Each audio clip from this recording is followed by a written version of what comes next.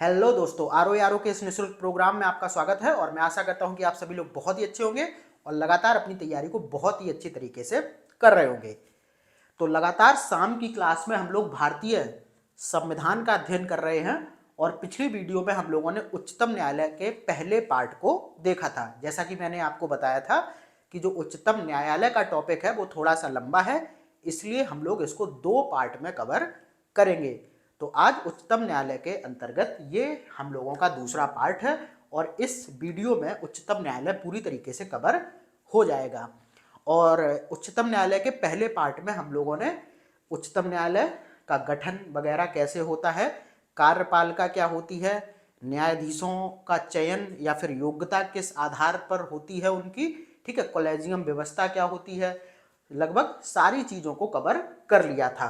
आज की वीडियो में बस हम लोग जो उच्चतम न्यायालय के विशेषाधिकार हैं, ठीक है, अधिकार हैं, कार्य हैं, जो शक्तियां हैं, उनके बारे में बात करने वाले हैं और जो न्यायपालिका से जुड़े हुए अन्य टर्म हैं थोड़ा सा उनको देख लेंगे और उसके बाद हम लोगों का जो ये उच्चतम न्यायालय वाला टॉपिक है ये पूरी तरीके से कवर हो जाएगा। तो बिना कोई देर करते हुए हम लोग इसको स्टार्ट करते हैं। तो यहाँ पर हम लोग बात करने वाले हैं उच्चतम न्यायालय की शक्तियां और इसके क्षेत्राधिकार के, ठीक है। तो जो उच्चतम न्यायालय के क्षेत्राधिकार या फिर शक्तियां हैं ये विभिन्न कैटेगरी में बटी हुई हैं। जैसे कि हम लोग सबसे पहले बात करेंगे कि उच्चतम न्यायालय के मूल क्षेत्राधिकार क्या है। तो सबसे पहले तो आप एक चीज याद रखिए कि उच्चतम न्यायालय के मूल क्षेत्राधिकार का जो वर्णन है वो संविधान के अनुच्छेद 131 में किया गया है, ठीक है। उसके बाद मूल क्षेत्राधिकार है क्या, तो इसको हम लोग देखें तो एक संघीय न्यायालय के रूप में सर्वोच्च न्यायालय भारतीय संघ की जितनी भी इकाइयां होती हैं, भारतीय संघ की इकाइयों से मतलब है जैसे केंद्र हो गया, ठीक है, राज्य हो गए, केंद्र शासित प्रदेश हो गए, ठीक है। तो भारतीय संघ की जो विभिन्न इकाइयां होती हैं उनके बीच में अगर कोई विवाद होता है तो उनके संदर्भ में फैसला करने का जो अधिकार है, जो शक्ति है, वो किसके पास है, वो है उच्चतम न्यायालय के पास। और ये विवाद कैसे कैसे हो सकता है, तो यहां पर देखो, केंद्र के बीच में होगा या एक राज्य के बीच में होगा, ठीक है, केंद्र के बीच में होगा या फिर एक से अधिक राज्यों के बीच में होगा, ठीक है, केंद्र, ठीक है, यहां पर केंद्र होगा और कोई राज्य या राज्यों का एक तरफ होना, ठीक है। और यहां पर अगर 2 राज्यों के बीच में भी कोई विवाद है तो उसका फैसला भी उच्चतम न्यायालय के द्वारा किया जाता है। और यही जो फैसला लेने का अधिकार है यही क्या है, उच्चतम न्यायालय का मूल क्षेत्राधिकार है, जिसका वर्णन अनुच्छेद 131 में किया गया है, ठीक है। इतनी बात समझ में आ गई। इसको अगर बहुत सिंपल वे में मैं आपको बताऊं तो जैसे कोई केंद्र के बीच में, ठीक है, यानी कि मैं सीधा सीधा बताऊं तो जैसे केंद्र सरकार के बीच में कोई विवाद होता है और किसी राज्य सरकार के बीच में कोई विवाद होता है, तो दोनों में जब आपस में विवाद हो जाता है तो ये जो विवाद का फैसला होगा ये उच्चतम न्यायालय में जाएगा। या फिर क्या होगा कि 2 राज्यों के बीच में अगर कोई विवाद होगा तो उसका भी फैसला उच्चतम न्यायालय के द्वारा किया जाएगा, ठीक है। तो ये है उच्चतम न्यायालय का मूल क्षेत्राधिकार, जिसका वर्णन अनुच्छेद 131 में किया गया है, ठीक है। आगे बढ़े, उसके बाद हम लोग उच्चतम न्यायालय के न्यायाधीश क्षेत्राधिकार की बात करते हैं। अब देखो, जो पूरी पॉलिटी है वो आप देखेंगे आपस में कोरिलेटेड है, ठीक है। कैसे, जैसे जो चीजें हम मूल अधिकारों को पढ़ते हुए उच्चतम न्यायालय के संदर्भ में वहां पर देख रहे थे, तो यहां पर भी वही चीज है। जैसे उच्चतम न्यायालय मूल अधिकारों का गारंटर है, तो ये बात आप लोगों ने मूल अधिकारों को जब मैं आपको पढ़ा रहा था तब भी देखी थी। तो सारी चीजें एक दूसरे से यहां पर कोरिलेट करती हैं, ठीक है। तो उच्चतम न्यायालय मूल अधिकारों का गारंटर है। बहुत क्वेश्चन पूछा जाता है कि मूल अधिकारों का गारंटर कौन है, तो उच्चतम न्यायालय। उच्चतम न्यायालय संविधान का अभिभावक है, यह भी क्वेश्चन बहुत पूछा जाता है कि संविधान का अभिभावक कौन है, तो उच्चतम न्यायालय। उसके बाद संविधान का इकलौता व्याख्याता कौन है, तो ये भी उच्चतम न्यायालय है, ठीक है। तो तीनों बातें आप लोग ध्यान रखना कि मूल अधिकारों का गारंटर संविधान का अभिभावक और संविधान का इकलौता व्याख्याता कौन है? तो उच्चतम न्यायालय है। और ये बात मैंने आपको मूल अधिकारों के पढ़ते समय भी बताई थी कि अगर किसी के मूल अधिकारों का हनन होता है तो पीड़ित व्यक्ति सीधा सर्वोच्च न्यायालय में जा सकता है, यानी सीधा वो सर्वोच्च न्यायालय में अपील कर सकता है। ठीक है। बाद बाकी सर्वोच्च न्यायालय को अधिकार प्राप्त है कि वो मूल अधिकारों के हनन के संदर्भ में रिट जारी कर सके। तो वही बात यहाँ पर लिखी है कि वो 5 प्रकार के रिट जारी कर सकता है, जैसे कि बंदी प्रत्यक्षीकरण, परमादेश, उत्प्रेषण, प्रतिषेध और अधिकार प्रेक्षा। ठीक है। अब ये जो सारी चीजें हैं ये आप मेरे साथ मूल अधिकारों का जो चैप्टर था उसमें भी पढ़ चुके हैं, तभी मैंने ये चीज बताई कि जो पॉलिटी है वो आपस में कनेक्टेड है। जैसे अब सुप्रीम कोर्ट का कोई भी मामला होगा राष्ट्रपति के संदर्भ में, तो वो हम लोग चीज राष्ट्रपति में भी पढ़ते हैं और वही सेम चीज फिर हम लोग इसमें सुप्रीम कोर्ट में भी पढ़ते हैं। तो ऐसे करके सारी चीजें रिलेटेड हैं।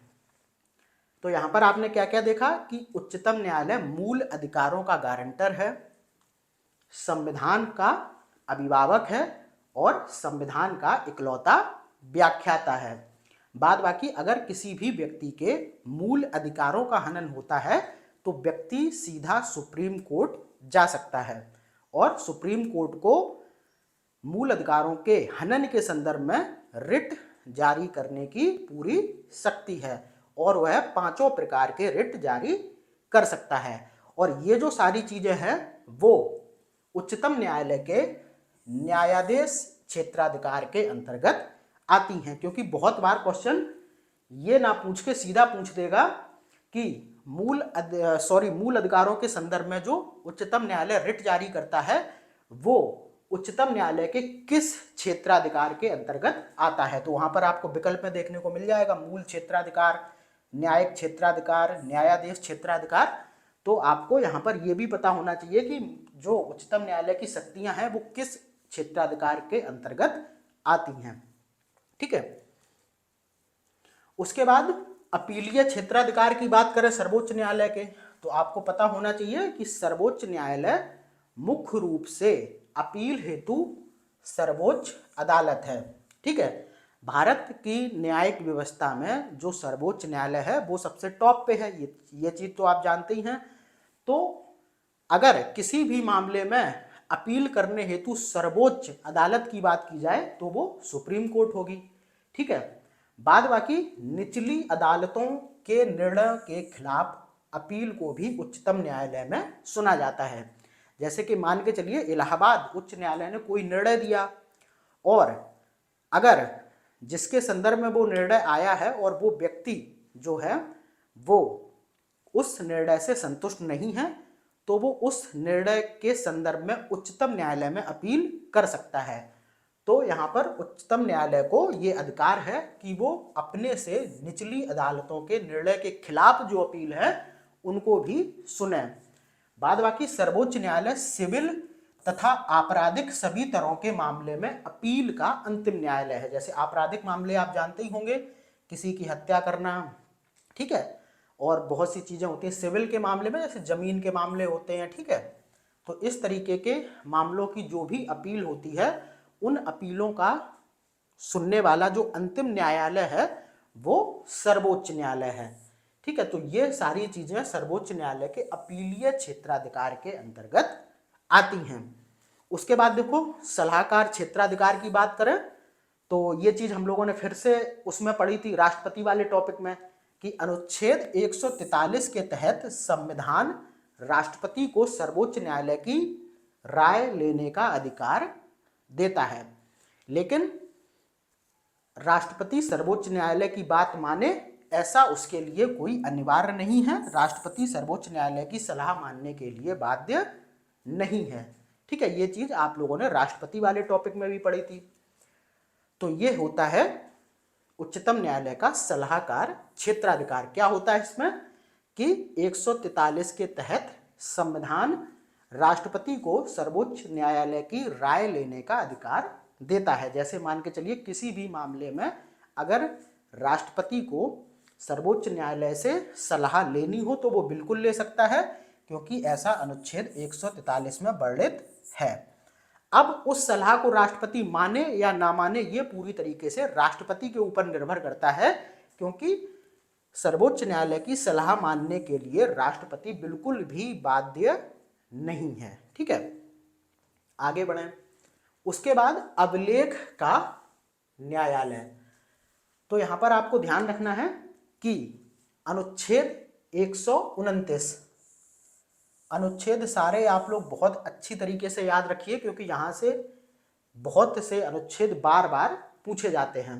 तो अब अनुच्छेद 129 के अनुसार उच्चतम न्यायालय की कार्यवाही व उसके फैसले सार्वकालिक अभिलेख व साक्ष्य के रूप में रखे जाएंगे। तो सर्वोच्च न्यायालय में जो भी कार्यवाही होती है और उसके बाद जो भी फैसले आते हैं तो उनके अभिलेख जो होते हैं उनको रख लिया जाता है। ठीक है, ताकि सभी अधीनस्थ न्यायालय उन्हें पूर्व उदाहरण के रूप में प्रयोग कर सके। जैसे किसी मामले में सर्वोच्च न्यायालय ने फैसला सुनाया, ठीक है, तो उस फैसले को बिल्कुल संरक्षित करके रख लिया जाता है। और अगर वैसा ही मामला कभी उच्च न्यायालय में आता है तो उच्च न्यायालय उस मामले में निर्णय देने के लिए जो सर्वोच्च न्यायालय के अभिलेख व साक्ष्य हैं उनको पूर्व उदाहरण के रूप में प्रस्तुत कर सकता है कि देखो इस मामले में सर्वोच्च न्यायालय ने ऐसा किया था तो हमें भी ऐसा ही करना चाहिए। ठीक है, तो ये चीज है। तो यानी कि सर्वोच्च न्यायालय के जो भी फैसले होते हैं उनको सार्वकालिक अभिलेख व साक्ष्य के रूप में रखा जाता है। उसके बाद न्यायिक समीक्षा की शक्ति होती है उच्चतम न्यायालय के पास। ठीक है, तो न्यायिक समीक्षा की शक्ति के अंतर्गत केंद्र या राज्य दोनों सरकारों के विधायी अधिनियमों और कार्यकारी आदेशों की संवैधानिकता की जांच करना उच्चतम न्यायालय की शक्ति है। जैसे मान के चलिए कोई भी कानून केंद्र या फिर राज्य सरकार के द्वारा बना दिया गया तो उस मामले में उच्चतम न्यायालय को पूरी शक्ति है कि वो उस कानून को देखे कि कहीं वो कानून ऐसा तो नहीं है कि वो संविधान का हनन करता हो या किसी व्यक्ति के अधिकारों का हनन करता हो। ठीक है, तो उच्चतम न्यायालय के पास ऐसी शक्ति है कि वो केंद्र या फिर राज्य के द्वारा बनाए गए आदेशों और कानूनों की संवैधानिकता की जांच कर सके। ठीक है, तो ये होगी उच्चतम न्यायालय अभिलेख का न्यायालय है। और छठवां पॉइंट आपने देखा कि उच्चतम न्यायालय न्यायिक शक्ति की क्या होती है। ठीक है, ये सारी चीजें आपने देखी। अब अन्य शक्तियां हम लोग थोड़ा सा देखते हैं। तो यहां पर देखेंगे कि अनुच्छेद 137, पहले इसको याद रखिए, अनुच्छेद 137 के अनुसार उच्चतम न्यायालय अपने स्वयं के फैसलों की समीक्षा यानी कि पुनरावलोकन करने की शक्ति है। वह अपने पूर्व के फैसलों पर अडिग रहने के लिए बाध्य नहीं है। ठीक है, तो मान के चलिए उच्चतम न्यायालय किसी मामले में कोई फैसला दिया तो ऐसा जरूरी नहीं कि आगे अगर वैसा ही केस आया तो उच्चतम न्यायालय फिर ये वाला ही फैसला देगा। अगर वो चाहे तो कोई अलग फैसला भी दे सकता है। यहाँ पर बिल्कुल क्लियर है अनुच्छेद 137 में कि वह पूर्व के फैसलों पर अडिग रहने के लिए बाध्य नहीं है और वो अपना फैसला चेंज भी कर सकता है। ठीक है, इसीलिए उच्चतम न्यायालय अपने फैसले की समीक्षा कर सकता है। ये शक्ति उसको अनुच्छेद 137 के तहत प्राप्त है।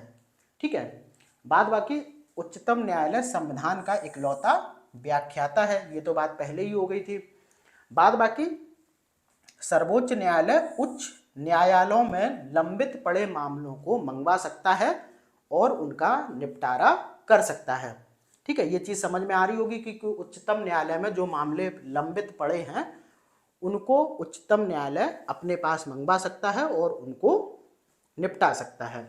बाद बाकी अनुच्छेद 139 का के अनुसार किसी भी मामले को उच्चतम न्यायालय एक उच्च न्यायालय से दूसरे उच्च न्यायालय में ट्रांसफर यानी कि स्थानांतरित कर सकता है। ठीक है, तो दो शक्तियां इसके पास और हैं कि उच्चतम न्यायालय में जो भी लंबित पड़े मामले हैं उनको अपने पास मंगवा सकता है और उनकी सुनवाई करके उनको निपटा सकता है। दूसरा, अनुच्छेद 139 का अनुच्छेद बिल्कुल याद रखना। तो अनुच्छेद 139 का के अनुसार उच्चतम न्यायालय एक उच्च न्यायालय से दूसरे उच्च न्यायालय में कोई भी मामले को ट्रांसफर यानी कि स्थानांतरित कर सकता है। बाद बाकी उच्चतम न्यायालय जो है वो संघ लोक सेवा आयोग के अध्यक्ष और सदस्यों के व्यवहार एवं आचरण की जांच करता है।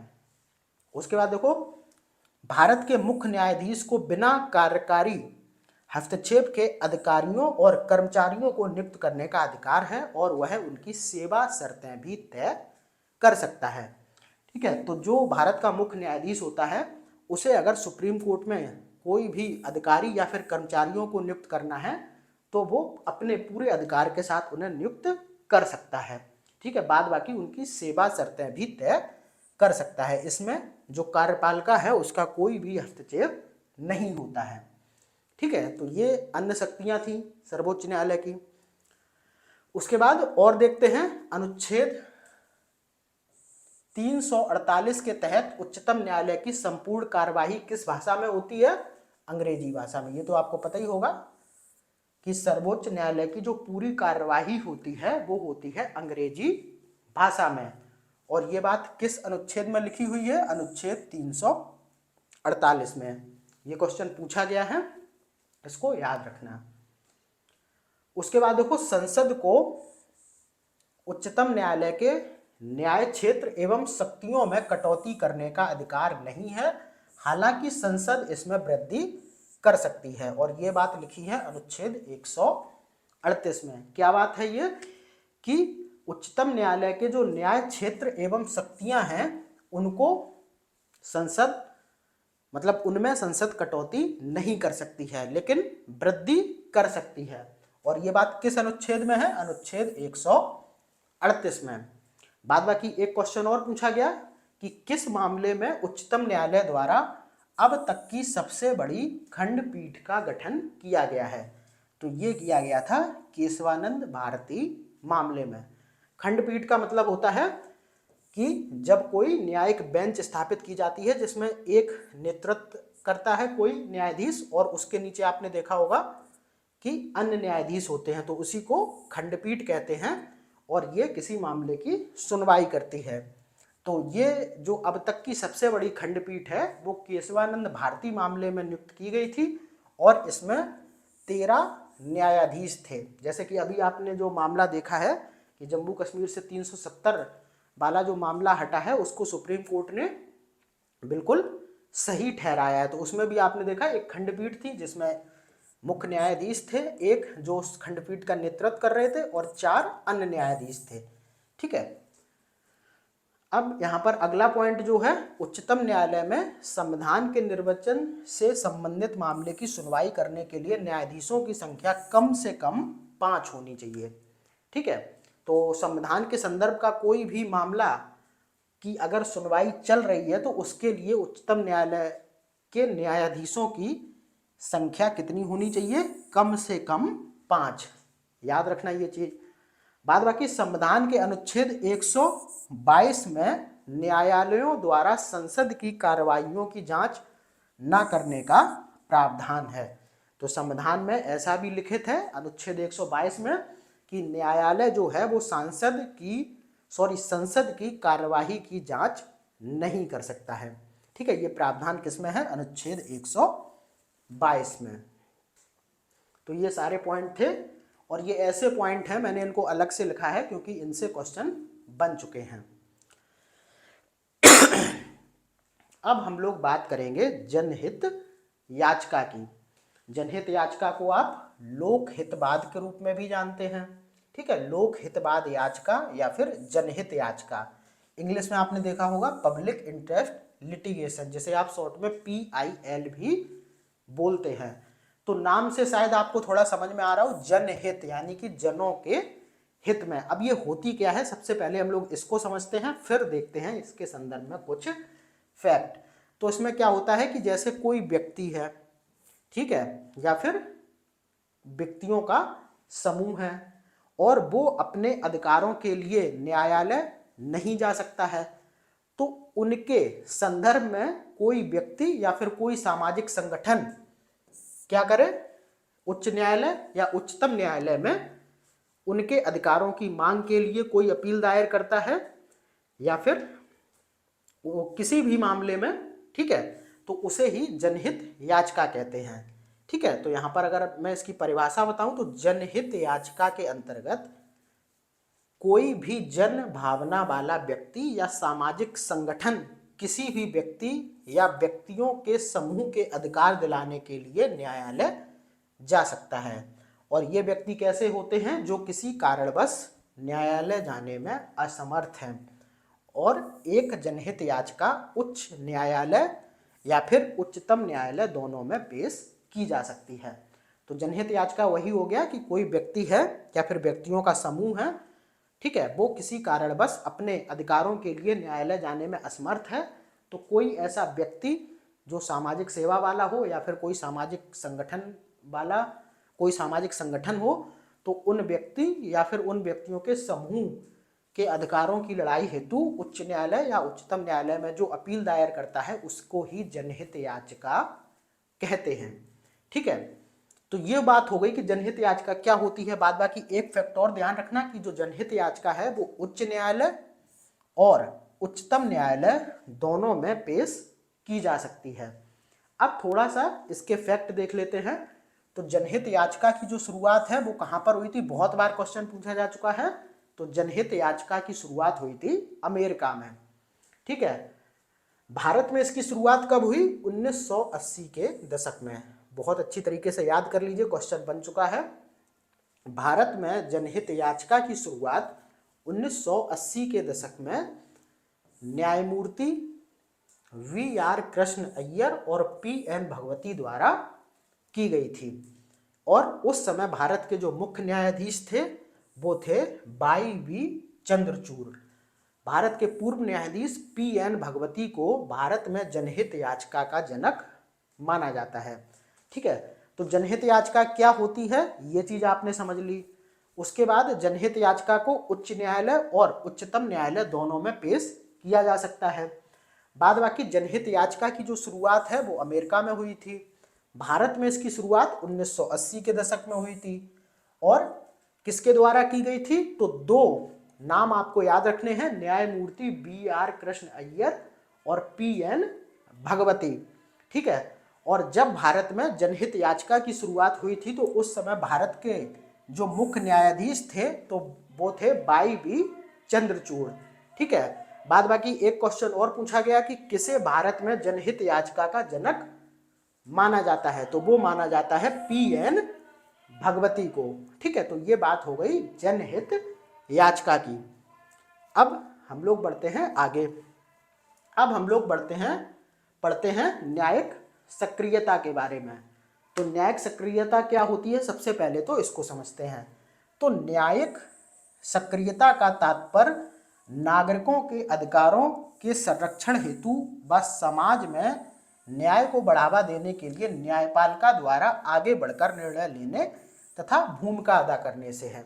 ठीक है, तो न्यायिक सक्रियता का तात्पर्य यह है कि नागरिकों के अधिकारों का संरक्षण और समाज में न्याय को बढ़ावा देने के लिए न्यायपालिका आगे आकर खुद डिसीजन ले किसी भी मामले में। ठीक है, न्यायपालिका का मतलब होता है उच्चतम न्यायालय या फिर उच्च न्यायालय से।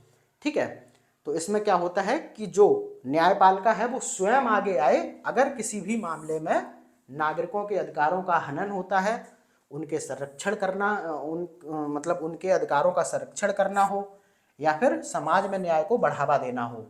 तो ऐसे मामलों में न्यायपालिका खुद आगे आकर अपना निर्णय ले और समाज में एक भूमिका अदा करे जिससे कि नागरिकों के अधिकारों का संरक्षण हो और समाज में न्याय को बढ़ावा मिले। इसी को बोलते हैं न्यायिक सक्रियता। अब देख लेते हैं इसके बारे में फैक्ट। तो भारत में न्यायिक सक्रियता या फिर इसे न्यायिक गतिशीलता भी बोलते हैं, इसकी नींव 1970 के दशक में 4 न्यायमूर्तियों के द्वारा डाली गई थी। अब ये 4 न्यायमूर्ति कौन थे, इनके नाम आपको याद रखना है, वी.आर. कृष्ण अय्यर, पी.एन. भगवती, ओ. चिन्नप्पा रेड्डी तथा डी.ए. देसाई। ये 4 न्यायमूर्ति थे जिन्होंने भारत में न्यायिक सक्रियता या फिर न्यायिक गतिशीलता की नींव डाली थी। और कब डाली थी? 1970 में।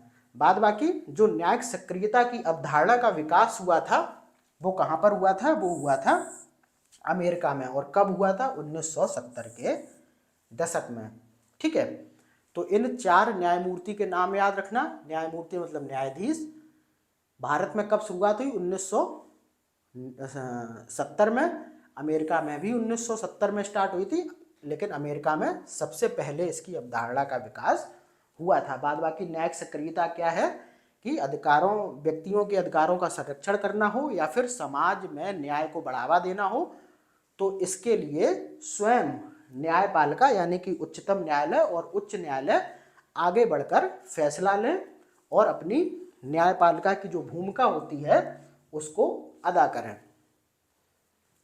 इसके बाद न्यायिक समीक्षा। ठीक है, तो यहाँ पर न्यायिक समीक्षा होती क्या है? सबसे पहले इसको देखते हैं। तो कार्यपालिका द्वारा पारित किए गए आदेशों की न्यायालय द्वारा संवैधानिकता की जांच करना न्यायिक समीक्षा कहलाता है। ठीक है, तो कार्यपालिका जो कि कानूनों को लागू करती है, तो ये उच्चतम न्यायालय के पास शक्ति भी है और ये उसका दायित्व भी है कि जो कार्यपालिका किसी भी कानून को लागू करती है तो न्यायपालिका उस कानून के संवैधानिकता की जांच करे कि क्या ये कानून संविधान से परे तो नहीं है, या फिर इस कानून के द्वारा संविधान का हनन तो नहीं होता है, या फिर इस कानून द्वारा व्यक्तियों के अधिकारों का हनन तो नहीं होता है। तो इसी को बोलते हैं न्यायिक समीक्षा। ठीक है, यहाँ पर लिखा भी हुआ है कि अगर ऐसे किसी आदेश से यानी कि कार्यपालिका के ऐसे किसी आदेश से संविधान का उल्लंघन होता है तो न्यायपालिका यानी कि उच्च न्यायालय या फिर उच्चतम न्यायालय उसे अमान्य घोषित कर सकती है। न्यायिक समीक्षा का उद्देश्य संविधान की सर्वोच्चता बनाए रखना है, क्योंकि भारत में संविधान सबसे ऊपर है। और न्यायिक समीक्षा का जो सिद्धांत है वो भी अमेरिका में विकसित हुआ था। तो जनहित याचिका हो या फिर न्यायिक सक्रियता हो या फिर न्यायिक समीक्षा हो, इन सब की अवधारणा का जो विकास है वो कहाँ पर हो रहा है? अमेरिका में। ठीक है, तो न्यायिक समीक्षा की अवधारणा जो विकसित हुई, जो सिद्धांत विकसित हुआ, वो अमेरिका में हुआ। जबकि आपको ध्यान रखना है कि जो यूके यानी कि यूनाइटेड किंगडम है उसमें संसद सर्वोच्च है। संसद जो कानून बना दे उसे किसी भी न्यायालय में चुनौती नहीं दी जा सकती है। ठीक है, ये मामला होता है यूके में, ये आपको ध्यान रखना है। ठीक है, तो न्यायिक समीक्षा क्या होती है ये चीज आपने समझी, और विकास कहाँ पे हो रहा है? अमेरिका में। तो तीनों चीजें आपने देख ली, न्यायिक समीक्षा, न्यायिक सक्रियता और जनहित याचिका।